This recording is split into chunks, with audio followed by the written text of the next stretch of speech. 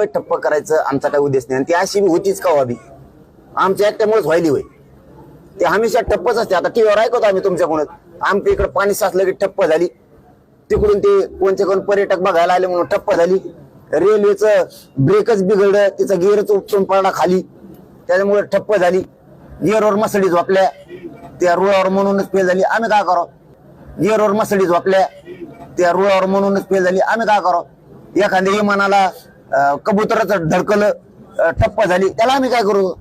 एखाद्या विमानाला कबुतराचं धडकलं, ठप्प झाली, त्याला आम्ही काय करू? तुमचे ट्रॅफिक जाम होते, सिग्नल होते, आमच्यावर ढकलू नका. आम्ही यांना 2 वर्षापासून सांगतो आरक्षण द्या. त्याच्यानंतर 3 महिने झाला आम्ही यांना फोन करून सांगतोय द्या म्हणून. काय चूक आहे आमची? यांनी 3 महिन्यात मार्ग नाही काढला म्हणून आम्हाला मुंबईला यायला लागतं. चूक सरकारची. मुंबईकरांनी सगळा दोष सरकारला द्यावा. Which Jarange, which Jarange, which Jarange. Jarange काय दादा झालाय?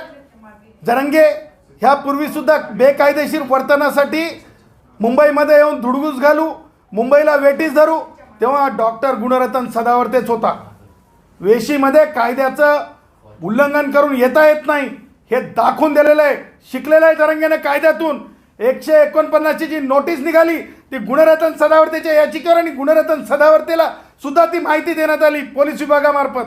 त्यामुळं जरंगेनी स्वतःच्या फ्रस्ट्रेशनमध्ये, नैराश्यामुळे शरद पवारांसारखे फुगवतात असं फुगू नये, शरद पवारांसारखे फुगवतात असं फुगू नये, आणि मराठा भावांनी सुद्धा त्यांच्या नादी लागू नये हे मला डंके की चोट पे सांगायचं.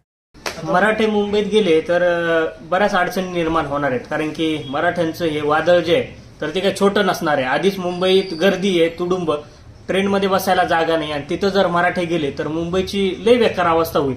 याच्यावर सरकार आधीच तोडगा काढणार आहे, परंतु मग ही अडचण जी होईल निर्माण तिला कसं काय तुम्ही फेस करणार? तिथले लोक आहेत, बाकीच्या गोष्टी अडचणीचं आम्ही काय करतो?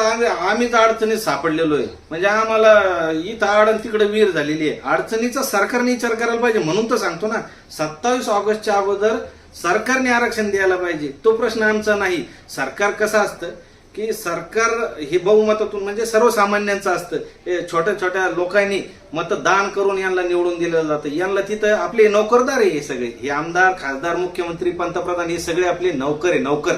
आपण प्रजा ही राजा असती. त्यामुळे आपण जे मांडतो ना ते त्यांनी तिथं मांडलं पाहिजे. या लोकांचं समाधान केलं पाहिजे. त्याच्यासाठी ही नेमणूक आहे. मुख्यमंत्री, पंतप्रधान, हे काही राजे नाही. राजेशाही गेली, हुकुमशाही गेली, आदिलशाही गेली, निजामशाही गेली, कुतुबशाही गेली, आता आली बोटावर शाही. या बोटावर शाही आम्ही वापरली. आमच्या लोकांनी यांच्यावर पुन्हा विश्वास ठेवला. यांचे पडले. जर जरांगे पाटलांनी उमेदवार दिले असते तर तुम्हाला खोटं नाही सांगत, शरद पवार गटाचे 10-12 आमदार आले, काँग्रेसचे आले 10, आणि उद्धव ठाकरे गटाचे आले 20. हे सगळे 40-42 आहे ना. एकट्या जरांगे पाटलाचे, तिन्ही पक्षाचे मिळून जेवढे उमेदवार निवडून आले ना तेवढे एकट्या जरांगे पाटलाचे निवडून आले असते. पण त्यांनी बघितलं की आपल्या लढ्यामध्ये सर्व राजकीय पक्ष, सर्व जाती धर्माचे लोक आहे, ते फुटू नये, त्यांच्यात वाद निर्माण होऊ नये, आणि राजकीय महत्वाकांक्षा आमची नाही. आम्हाला पाहिजे फक्त मराठा समाजाला आरक्षण. त्यामुळे त्यांनी राजकीय भूमिका तेव्हाही घेतली नव्हती.